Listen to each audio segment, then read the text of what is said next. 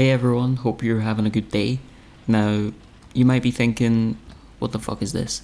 Because it's a bit different from my usual videos. Usually I make videos about tiny houses and making money.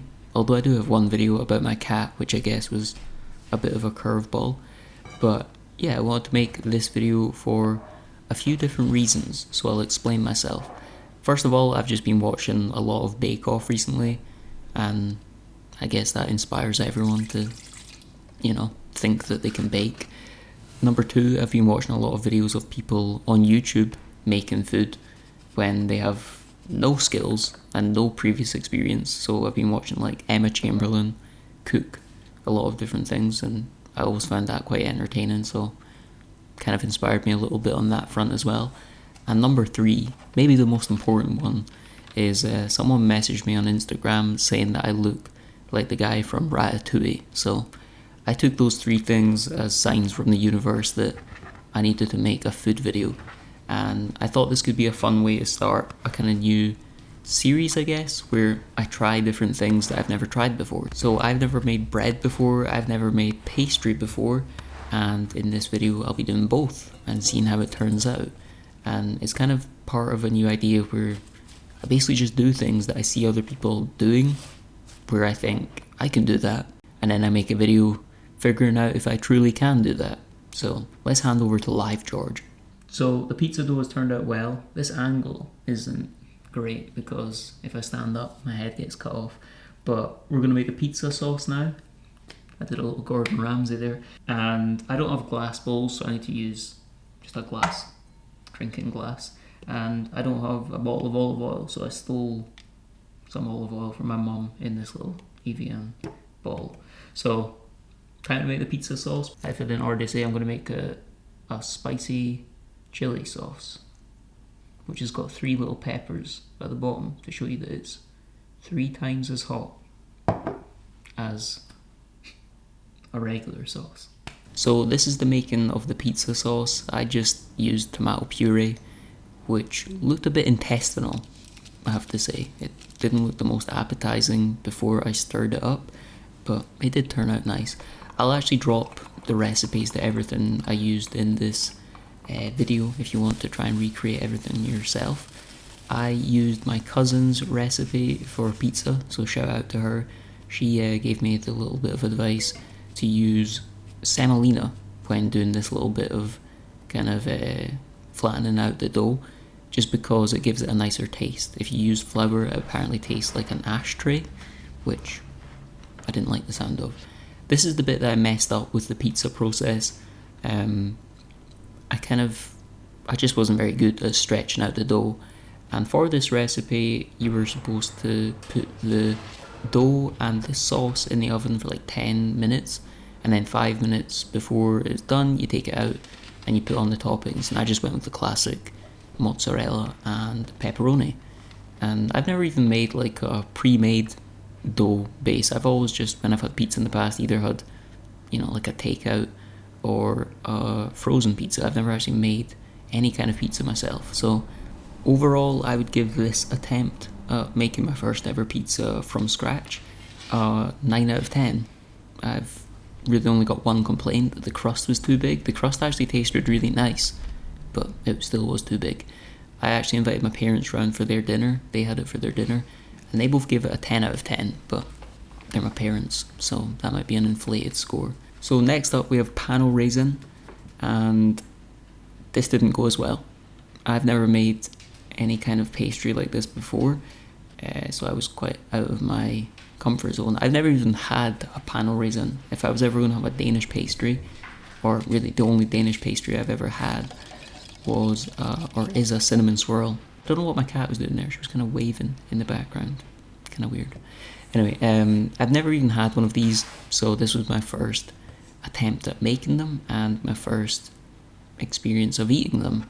So I had nothing to compare them to. It was just kind of, going into it with a blank slate. I don't know what parts that I messed up of this bake, so if anyone's a patisserie veteran and spots what I did wrong, then please let me know. There's more steps to this than the pizza one. You need to chill the dough, you need to flatten it out, and you also need to fold it up with layers of butter in between it. And I think this is what I messed up. I think I didn't flatten out the butter enough. Okay, we're back at this angle. The timers just went off because the dough is ready. The dough and the butter is ready. I've kind of messed up the butter. It's coming out the edges. And now we need to roll this out and put the butter on that, on the pastry. This is the bit I'm most worried about. It says, lay the butter on top of the dough so that it covers the bottom 2/3. So we're getting into fraction territory now with this bake. And that's what's making me nervous. I don't think it's going to go well. Unfortunately, my worries here were founded because I did mess this up. I think the butter was just not flattened out enough, and I don't know if this was just like evidence already that I'd screwed up, but the pastry was like sticking to the worktop, so I was having a bit of a panic there, a bit of a meltdown. But I managed to eventually get it up with just some more flour on my hands, and then you fold it up again in some cling film, put it in the fridge for another hour, I think. Then you bring out the measuring tape again because, you know, you got to be precise about these things. And then you stick it back in the fridge. So there's a lot of like folding, fridging, folding, and fridging.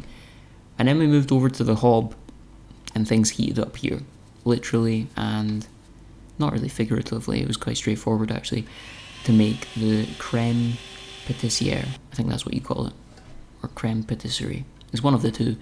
You basically heat up some milk with vanilla, and then you add it to egg and flour and sugar. I think it is a mixture. And then you whip it up with the whisk, put it back onto the heat, and then you mix it up again until it becomes sort of custard-like. I've never even had custard before. There's a lot of things I haven't tried. I should probably do videos trying all of the things that I've not tried. I've never tried coffee, tea, custard, and until this video, I'd never tried Pano Raisin. Now this is where I think I messed up. You can see that the butter is kind of showing through the pastry. I don't think it should have been doing that. So if anyone's, like I said, a patisserie veteran, let me know if that was the part that I messed up.